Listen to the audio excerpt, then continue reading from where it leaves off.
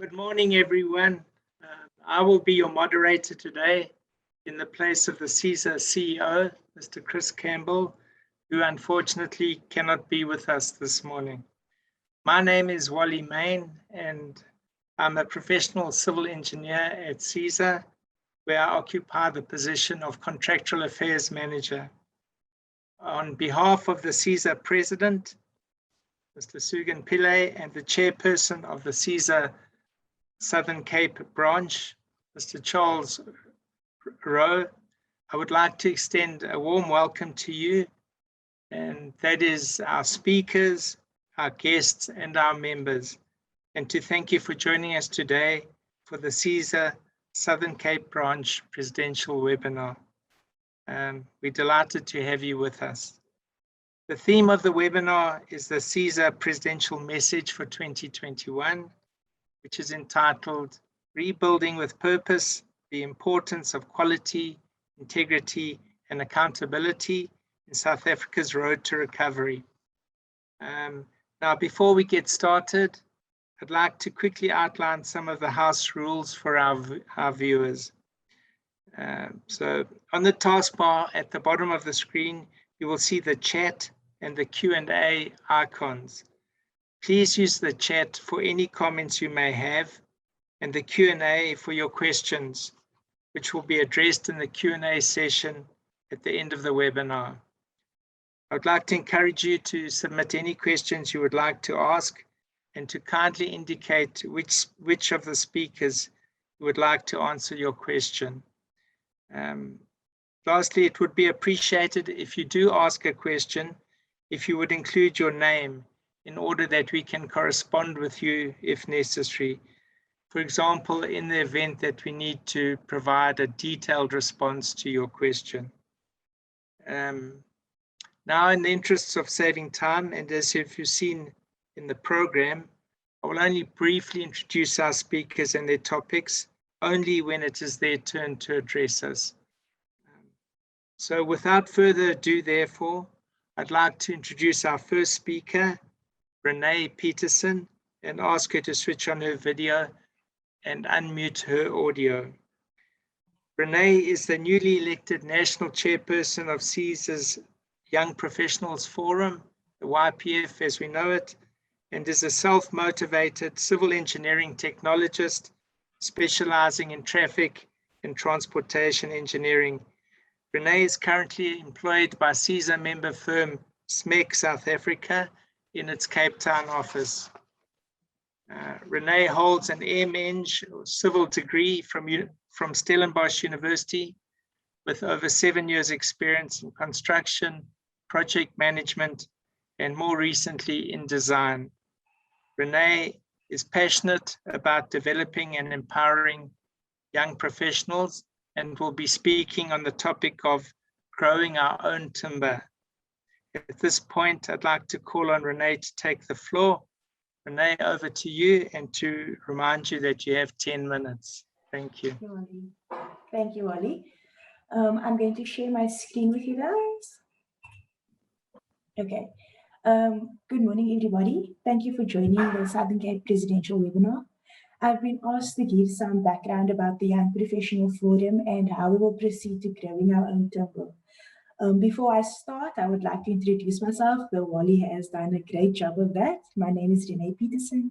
I'm a practicing civil technologist in the Roads and Highway Department at SMEC South Africa. I sit in the Cape Town office, and I am the newly elected CESA YBF National Chairperson for the periods 2021 to 2023. I've decided to start at the beginning. So Consulting Engineers of South Africa, better known as CESA, is an NPO in the business of consulting engineering. The organization was established in 1952, and some years later, the Young Professional Forum was established in 2004. Since then, the forum has grown in leaps and bounds. Who or what is Young Professional Forum, or as we say, YPF? The CESA YPF is a forum that consists of young professionals who are passionate about the engineering industry and have an interest in the development, growth, and promotion of the profession. CESA is an NPO that relies on sponsorships and support from member firms as well as volunteers like myself to keep it going. The forum is open to all young professionals under the age of 35 working in the engineering and built environment. We have branches in Gauteng, which are split into Gauteng North and Gauteng South. The Eastern Cape is split into Boracay and Port Elizabeth. KZN also has 2 branches in Durban and Pietermaritzburg. And then we have the Northwest, Northern Cape, and Cape Town in the Western Cape. What is the vision, mission, and objectives of the CESA YBF? CESA aims to be an open, unbiased medium through which YBs in SA can freely express their views, opinions, and concerns about, but also formulate feasible solutions and build meaningful networks.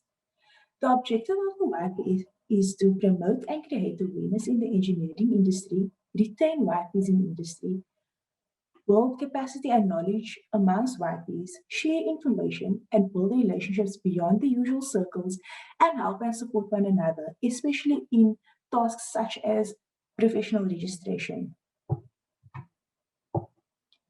Living in an ever-changing environment, it is important to adjust and align the YPF goals.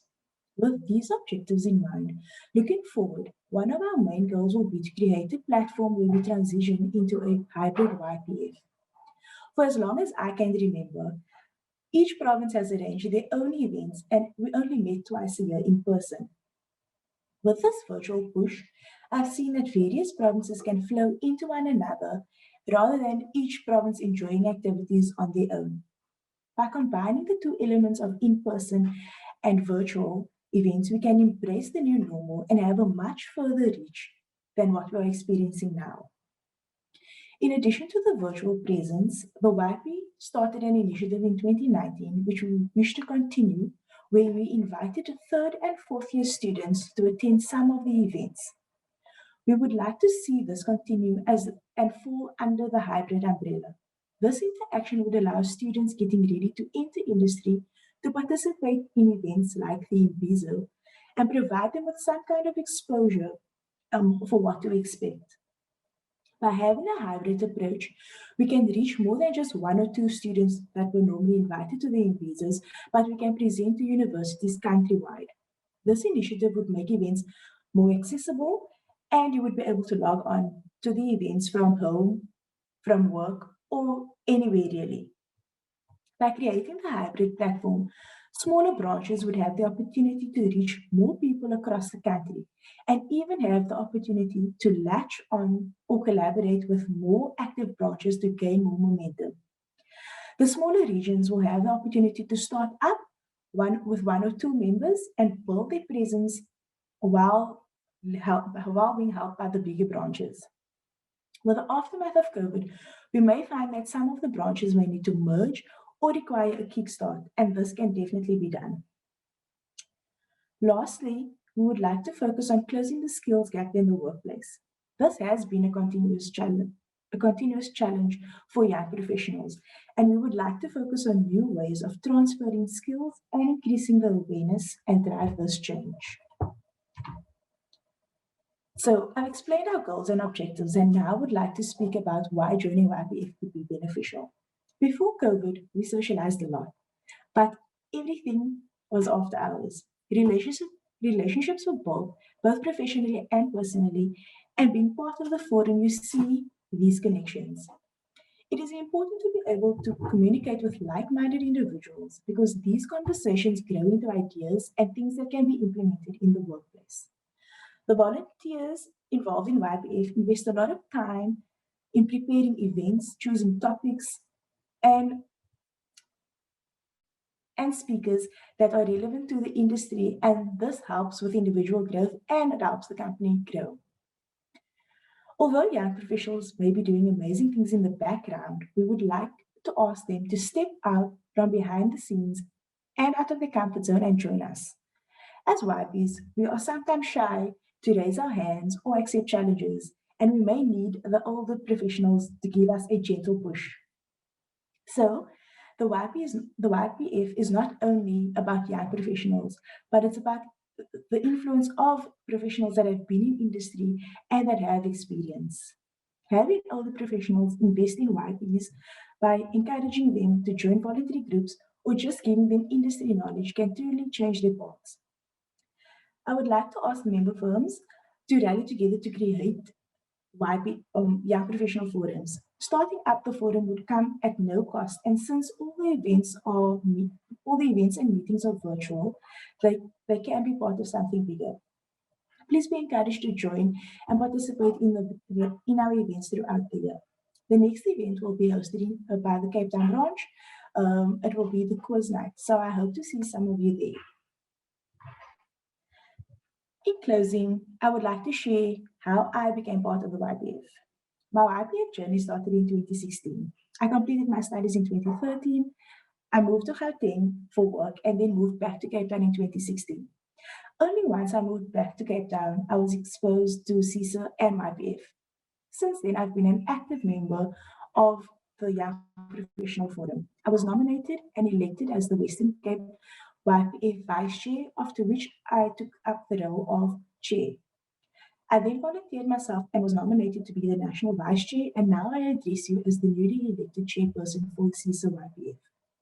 Since joining the YBF, I've had opportunities to meet people from different fields. I have a network of friends who I can call when I need advice or bounce ideas off of, and I have a support system that encourages me to do better. Before 2016, I didn't know about YBF, and it took an older professional to choose me to represent the company and for me to become actively involved. It may have taken years before I knew about this Young Professional Forum if the knowledge was not shared. And like I said, it would be nice for some of the older professionals to give the young professionals a bit of a nudge. Thank you. Before I close, I would like to thank all our sponsors that have contributed and for their support. If you would like any further information on how you can join up with the Western Cape branch or any of the branches, please feel free to contact me, and you can also visit the CESA website for more information. Thank you, everybody, and I hope you have a good day further. Thank you, Wally. Thank you, Renee, for so ably addressing us on this topic of the YPF and its role. And it's vital. The YPF is vital for the growth and sustainability of our sector and our member firms, and for giving us valuable insights in this regard. I just want to say that there's been a slight change in program due to some technical faults or whatever. Charles Rowe, who was supposed to be the chairperson of the Southern Cape branch, was supposed to address us next, but he's just going one slot further down the list.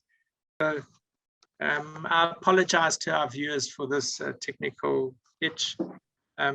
Next on our list of speakers is Engineer Sugen Pillay.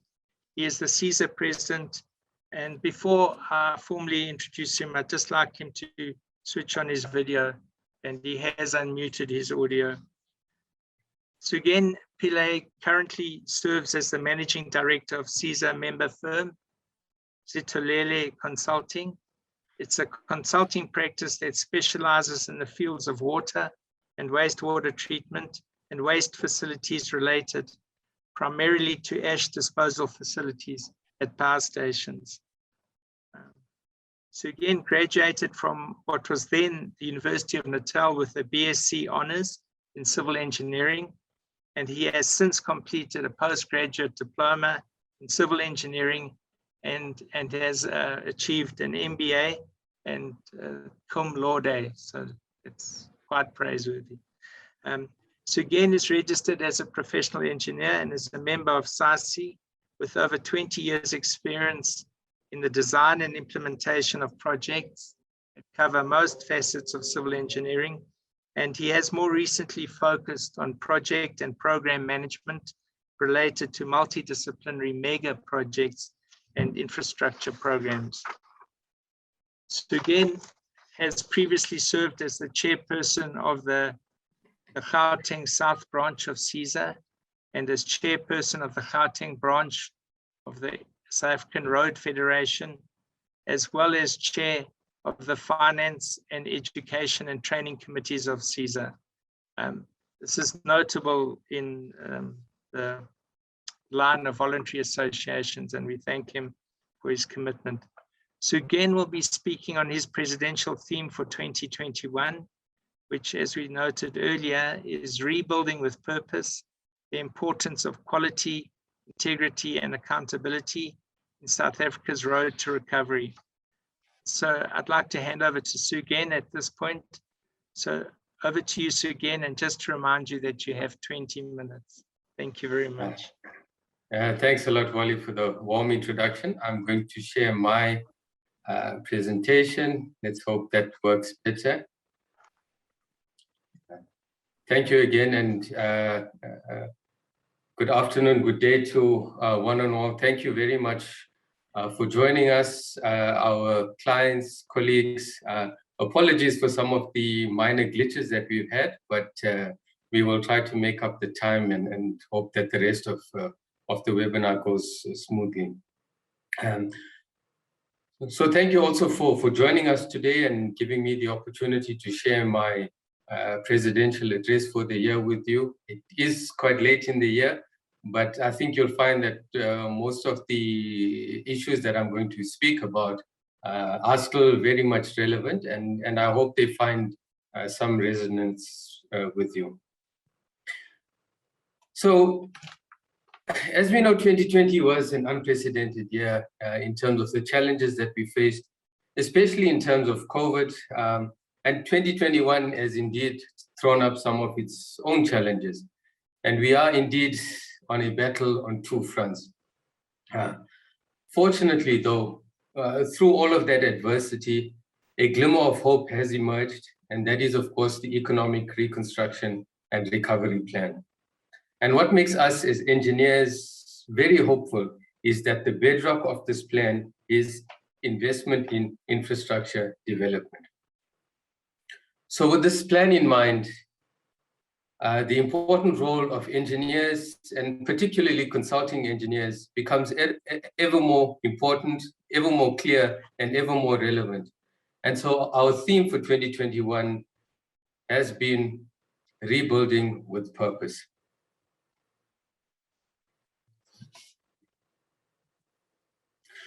So before I go into our theme and our topics for 2021, I would like to firstly just review what we had done in last year, in 2020. So firstly, I'm proud to report that CESA placed much emphasis last year on strengthening the relationship between government and the private sector. And the strength of this relationship will be instrumental in effecting the regrowth of our economy.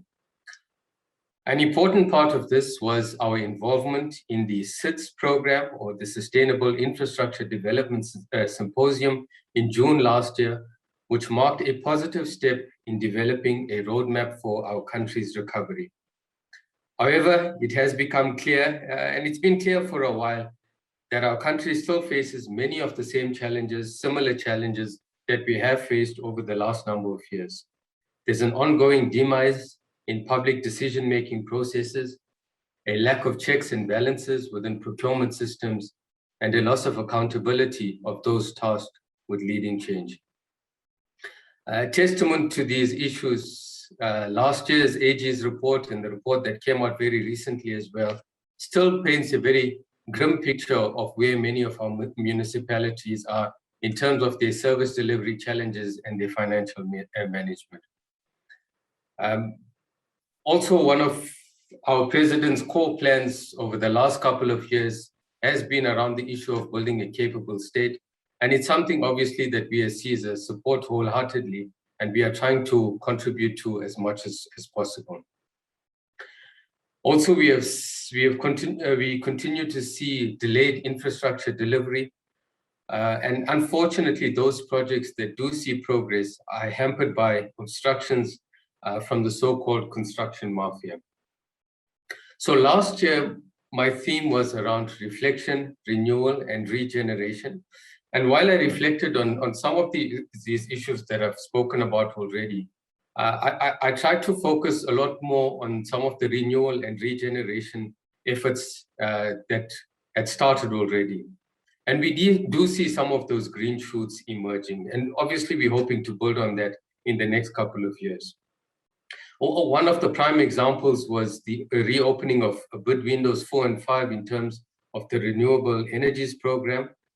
This will provide much needed opportunities for contractors in the medium term and will also help to improve the energy landscape in the longer term. I think also last year, because of the pandemic, there was a greater focus on people rather than profit. We saw this compassion and empathy gaining momentum through this public health crisis. And I think that we are now seeing an industry of people who act with more care for others. And we are hoping that the spirit of Ubuntu will continue through this year as we stand together and as we move forward. Ultimately, the spirit of Ubuntu and caretaking is what CESA aims to promote to industry so that we can adequately protect lives and livelihoods, and also that we can consciously consider the tangible social and economic outcomes of the work that we as engineers do. So having a brief look at what happened in 2020, let's have a look at some of the themes for this year. So firstly, around rebuilding, and I'm going to take a slightly philosophical tone to start off with. I think very critical, as we have seen towards the end of last year in the US, and also what's happened recently in our country, democracies are precious and fragile, and they do need to be nurtured. Democracy becomes less and less meaningful to those in our society that are stuck in poverty with no access to basic services and with no opportunities. And we saw in the insurrection and the rioting that happened recently as well, the desperation that people have, leaving aside some of the criminal elements that might have been involved, but the desperation that is involved when people don't have access to opportunities. So as we embark on this massive rebuilding project, let us try to rebuild in a conscious and mindful manner, so that rebuilding doesn't just become about providing infrastructure, but that it is consciously engineered to address poverty, inequality, and unemployment. And as engineers and as consulting engineers, we sit in this very unique position where we have the power to influence those outcomes, where we can fashion our projects in such a manner that they can indeed address poverty, they can address inequality, and most certainly they can create those employment opportunities. Also, I think we need to be patient. We do understand that the immediate needs of our society is no doubt the rollout of the vaccine. It is slow at the moment, but I think more and more people, now that the last window has been opened for the 18 to 35-year-olds, that it is gaining momentum again.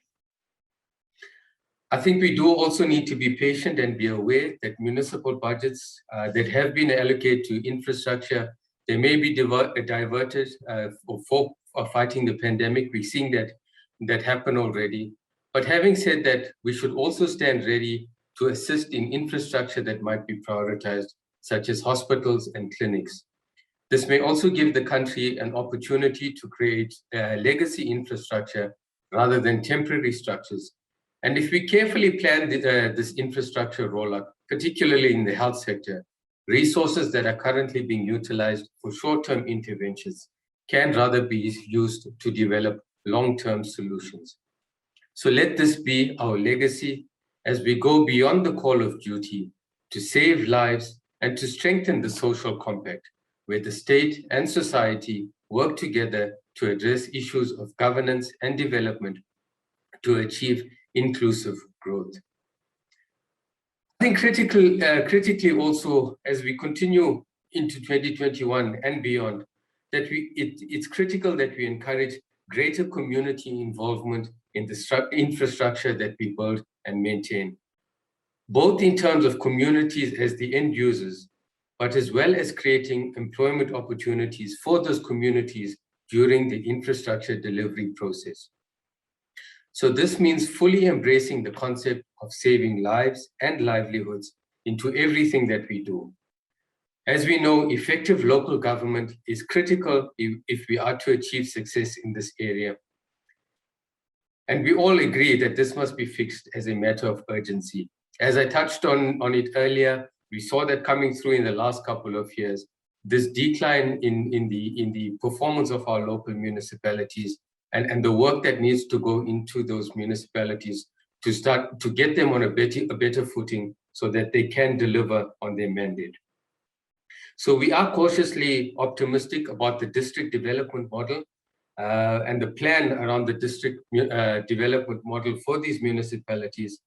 And so we are engaging with COGTA and with Infrastructure SA to understand more the details of this model and how it is indeed going to be rolled out. Also, I think as we go forward, what has been happening over the last couple of years in terms of the last year and this year, in terms of the pandemic and COVID, I think it gives us a perfect chance to rethink our spatial planning. So with the pressing need for development in more rural areas and less emphasis on development in metros because of the arrangements regarding remote working and teleconferencing and the like, there is a real opportunity now to decentralize our development focus away from the cities. Agriculture has been one of the better performing sectors in the economy, and I believe if services can be decentralized to those communities, it will relieve pressure on the metros and the cities. So there are obviously many benefits to this approach. Smaller scale farmers can be supported, food security can be enhanced, and local communities can be gainfully employed in the construction and maintenance activities that will arise in the infrastructure rollout. And these opportunities will arise close to where these communities live. There is undoubtedly a further opportunity in maintenance, also something that we've been speaking about for many years now. And it really is rebuilding in the literal sense. We have seen over the last few years our dismal performance when it comes to the CESA infrastructure report card. So it is absolutely vital that we undertake comprehensive infrastructure maintenance. It is essential for protecting lives, and further, it can support livelihoods as well, as I said, as communities get involved in the employment opportunities that maintenance activities will most definitely offer. So for rebuilding to happen effectively, we do need collaboration between all spheres of government. We need coordination between all the role players, and we need to partner to build state capacity and to ensure that the necessary skills development does take place. Also, one of the issues that have been in the spotlight recently is around professionalization of the public service as government strives to improve the skills of public servants and the role of the state in producing skilled professionals. Again, it is something that CESA wholeheartedly supports, and we stand ready to support this initiative in any which way that we can. Also, when we consider the opportunities for rebuilding, let us not forget the importance of our workforce in the profession. We want to see more mentoring of young people in the industry, as we have done in the past, but we want to see greater focus on that as we go forward. We want to retain the skills that we are losing through immigration and through our young professionals moving to other sectors of the economy. Because we need to retain them in the engineering sector, as they are going to build the future, and they are the ones that are going to see our industry innovate. We also need to continue with the rebuilding of our workforce demographics. We as CESA, we have witnessed great success in industry transformation over the years, and we will continue to encourage diversity and inclusion within the profession. So how do we rebuild with purpose? Firstly, we need to consider the pace of change, and we all agree that it is currently way too slow. There is a need for speed in the infrastructure development plan, although it must be done carefully, or as we have seen, there is room for it to fuel corruption. And as you know, our CESA stance on zero tolerance towards corruption will remain one of our most prominent agendas, and it's something that we will always fight against. Also, in our efforts to rebuild, let us maintain our focus on and purpose on doing so with quality and integrity. If we are to truly save lives and livelihoods, we must operate with an unwavering focus on value, on reliability, and on sustainability. So our emphasis on quality has been further highlighted by our mandated management systems for CESA member firms. And these systems are based on international standards for quality, integrity, and sustainability. So this demonstrates our commitment, CESA's commitment to accountability, and we want to take the lead in these areas. And as we take the lead, we can demand the same from our compatriots, our counterparts in the public sector spheres. Also, we have seen the draft public procurement bill that was put out for comment late last year. There's been a lot of comments. CESA commented on the public procurement bill as well. And we have seen industry in general lobby for a more transparent procurement process with decentralized authority structures to ensure that the necessary checks and balances are indeed in place. So we as CESA, we call on our policymakers to listen to the voices of industry and to ensure that the bill promotes integrity, localization, transparency, and accountability. So as I get to the end, and as we focus now on recovery, we believe that the SIPs, the strategic infrastructure projects, will have a huge role to play in our economic recovery if and only if they can break ground. Getting a few of these selected projects off the ground will be valuable in giving impetus to the program. It will also provide reassurance to the public, and very importantly, it will encourage investment confidence in the country. It will be an immune booster to our economy. We are also looking forward to engaging at our infrastructure in Daba later this, in September actually. So we're looking forward to engaging with stakeholders from all sectors, all quarters that are involved in infrastructure development. And no doubt we're going to have robust discussion on how we can take this economic reconstruction program forward. We also welcome the formation of Construction Alliance South Africa. As you know, CESA was a founding member of CASA, and we will support this initiative, which will provide further industry coordination so that the industry as a whole can speak with one voice. And it's much needed so that we can all have a common vision of how we take this economic reconstruction program forward. So in conclusion, as CESA, we are committed to contributing to effective and sustainable solutions, and we will continue to guide our members and the industry at large towards more transparent and prosperous infrastructure delivery processes. We all, every person in South Africa, will stand to benefit from this goal, which would see improved use of taxpayers' money, an appropriately capacitated state, and the delivery of safe and reliable national infrastructure, which we all agree will offer a strong foundation for further economic growth. However, as our Minister for Public Works and Infrastructure said at our last Indaba, we need to start implementing. The patience of our people is running out. And indeed, the preservation and deepening of our precious democracy will depend entirely on the success on our recovery.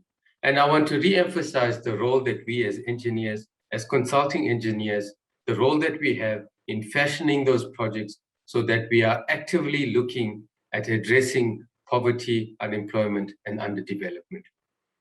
We all agree that the road ahead is going to be a bumpy road, but together we can drive this program forward. So as CESA, we will continue to actively engage through the relevant platforms, and we will continue to remain a partner in enabling consulting engineering excellence. Thank you, Wally. Thank you, Sugin. I'd just like to thank you for your informative talk and for giving us your view on infrastructure development, both in the past year and in the road ahead. And this is so pertinent to the consulting engineering industry and its quest to protect lives and livelihoods. Your talk, I'd like to add this, your talk has provided us with a sense of purpose and hope within a troubled environment of the COVID pandemic, the recent unrest, and just in general, the economic downturn that we are experiencing. So thank you very much for that.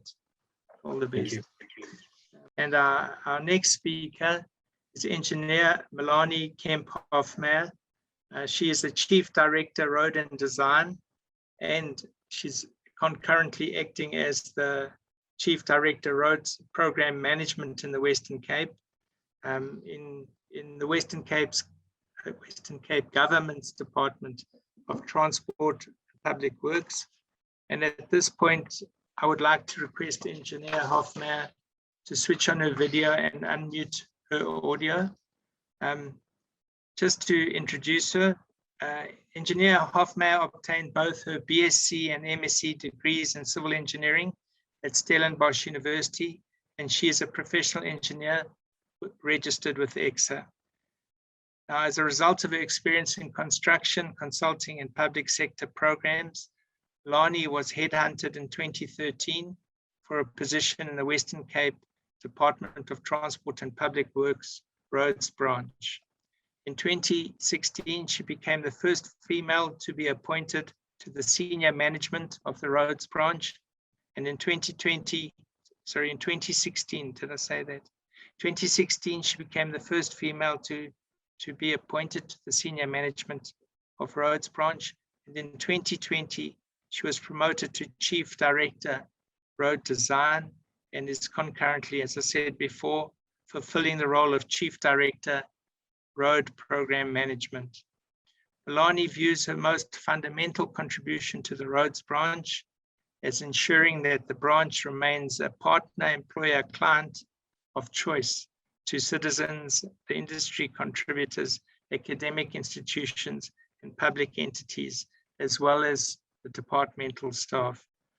Melanie will be speaking on the topic of Western Cape government, transport and public works, and the rebuilding journey.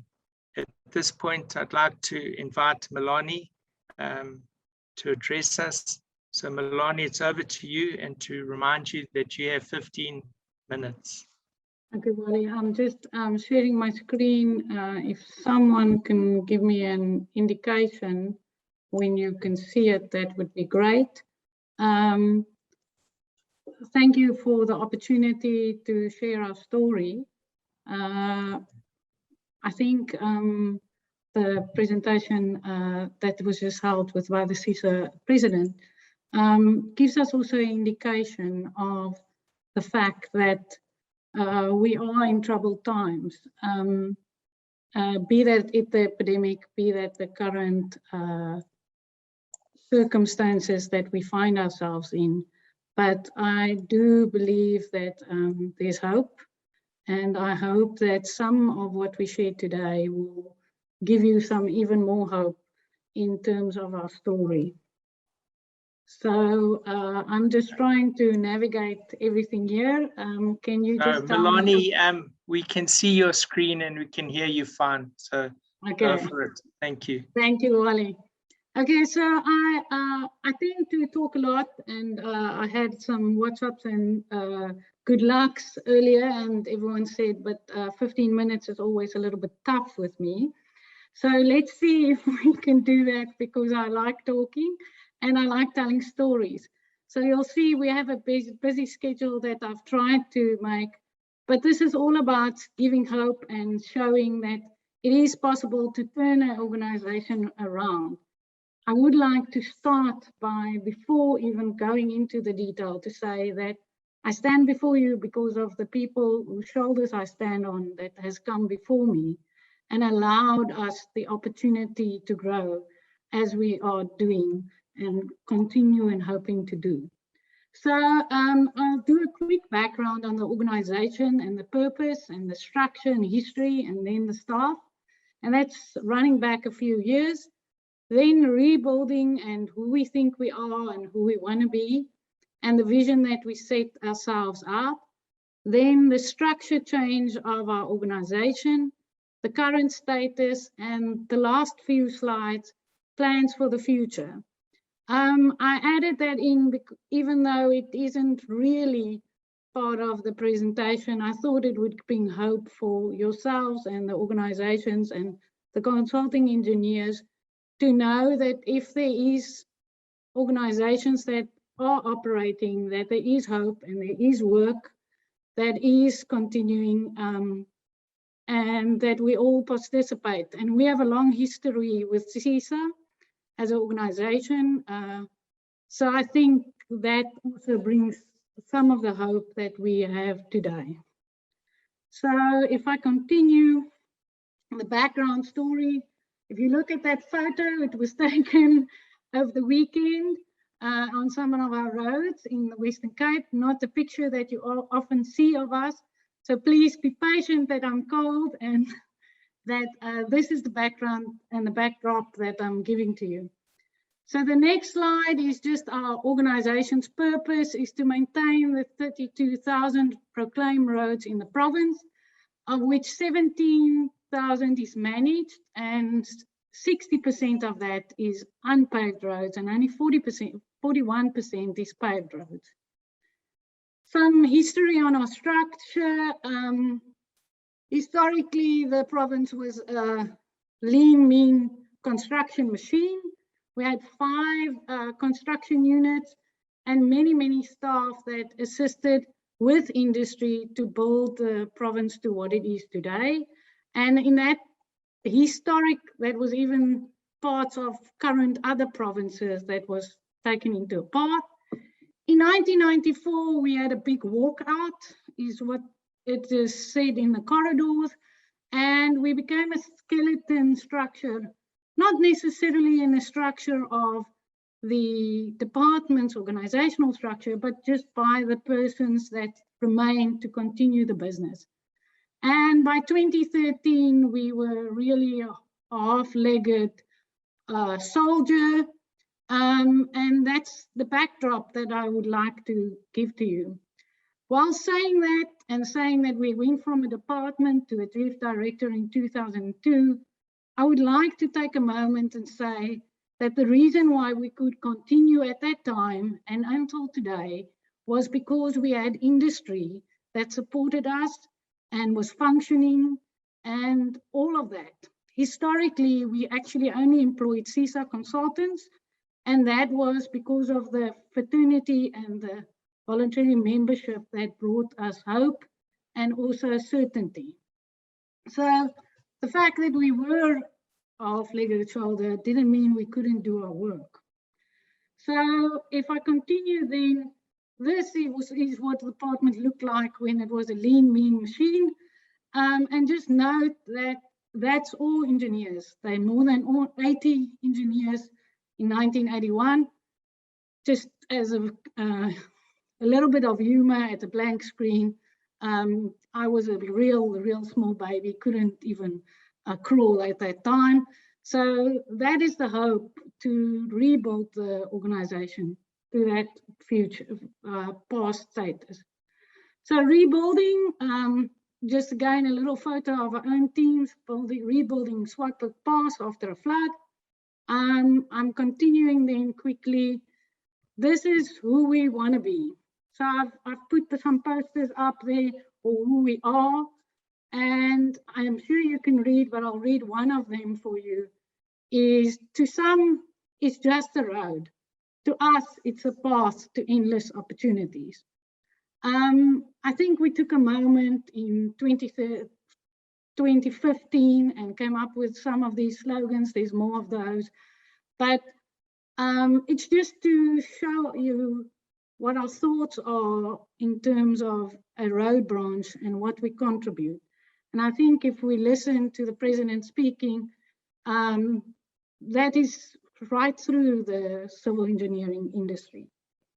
Okay, in a later option, we looked at a vision of what we wanted to do. Even though operations were continuing, the main place where we were struggling is with our own people. And I'll also just read one of those, is having the right people in the right numbers at the right time in the right place. So that was the goal. The structure change took many years, and it was moving big concrete structures there. And again, going through that, just reflecting on the history, we're hoping to soon, well, already in 2020, being an operating robot, even remotely.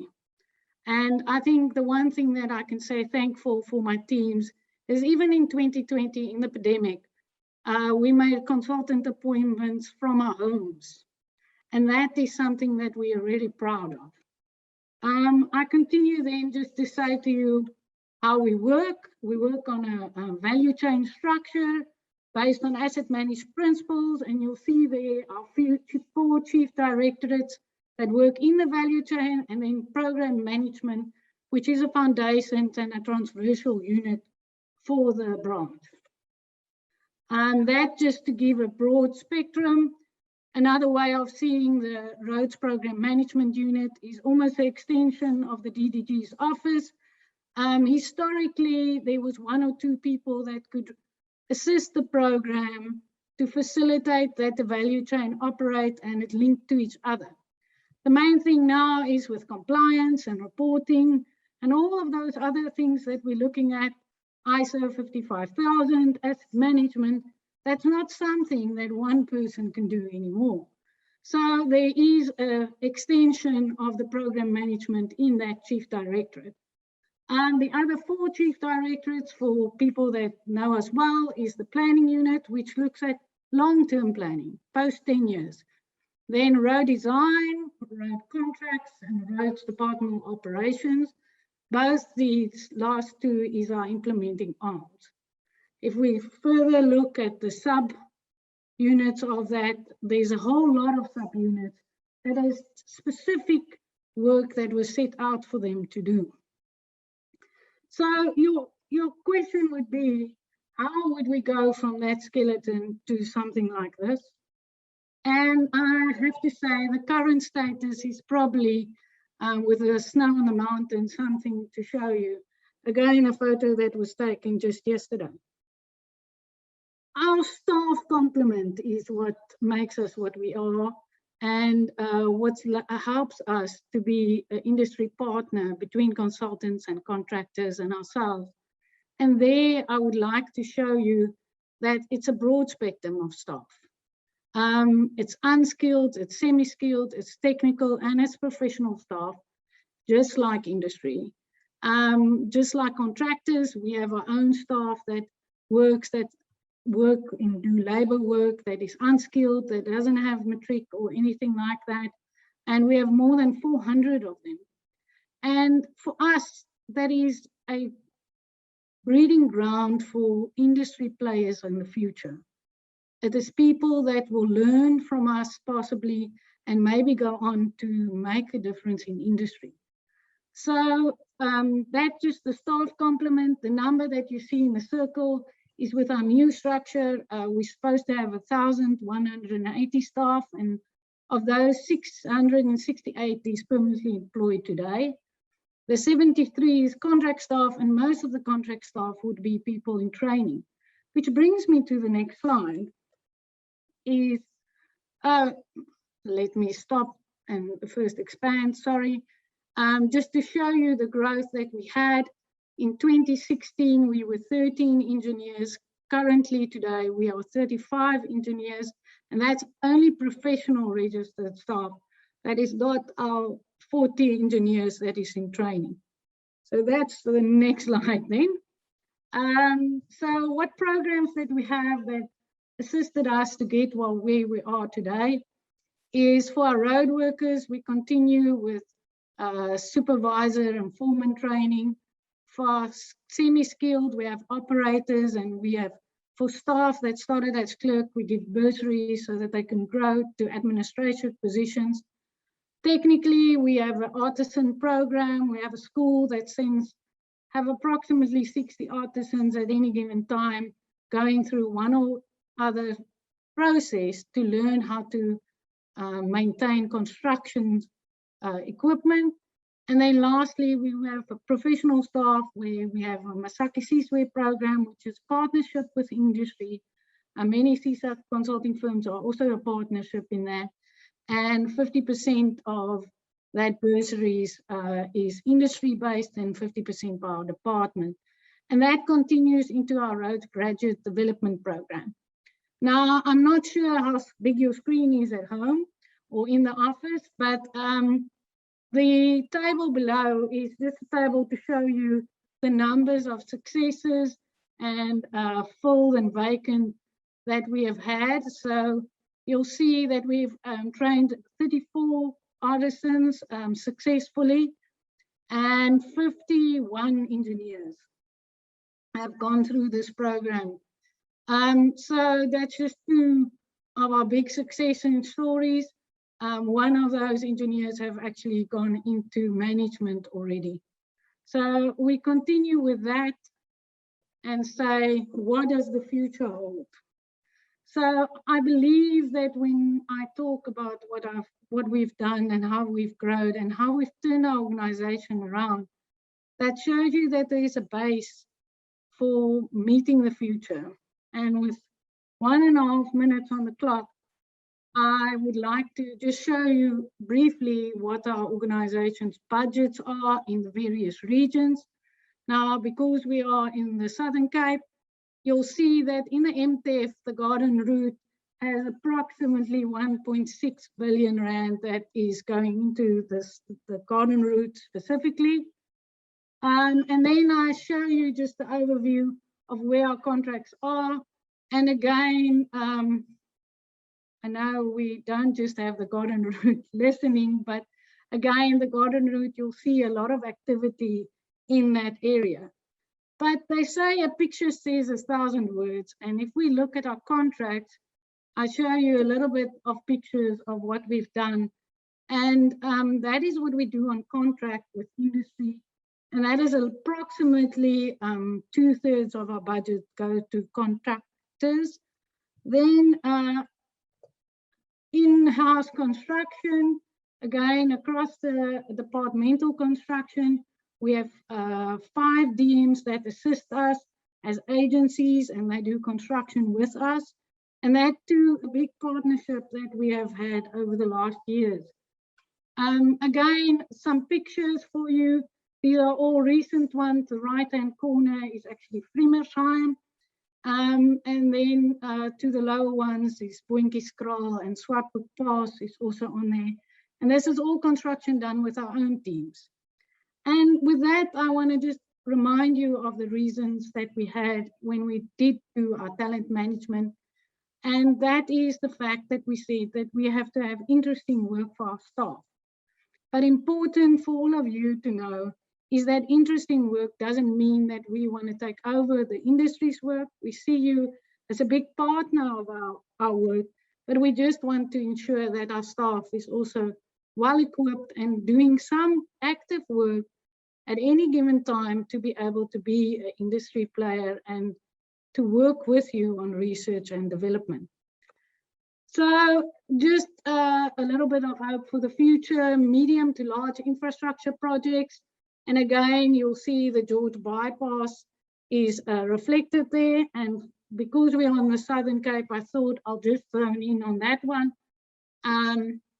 Currently projected to be done in 3 phases, and a link between the N2 and the N9 past the airport. And we trust and hope that this implementation will be on the cards within the next MTF. And I end off just a minute after time. I will end off with our hope for the organization is that with industry, these words said by Amy Newmark just 2 weekends ago, and I apologize for it being in Afrikaans, but I'll read it. Ek sal hierdie oomblik vir altyd koester. Dit was 'n groot voorreg om 'n lid te wees van hierdie span en om met al die betrokkenes saam te werk. So our hope is that as an organization, we will be able to contribute that many more of you can have moments like AB had there, pushing that horn and having the bridge at the perfect position with the sun setting in the background, and that we will have many celebrations like that in the future. Thank you, Wally. Thank you, Engineer Melanie Hofmeyer, for your enlightening talk. That has shown us how to, on the history and rebuilding of the roads branch and the Western Cape Government Transport and Public Works Department. That has provided us with a perspective. Just to find my words, it's really important for us as service providers, as engineering practitioners and members of CESA, to understand the challenges and opportunities facing our government or public sector clients, and how to partner with them in delivering infrastructure development. What's come through for me is what is noteworthy for me is how you've professionalized your organization, going from 13 engineers to 35 or even 40, and 40 in training. So I think you're doing a great job within your organization, and it holds hope for the future. And thank you very much for your presentation.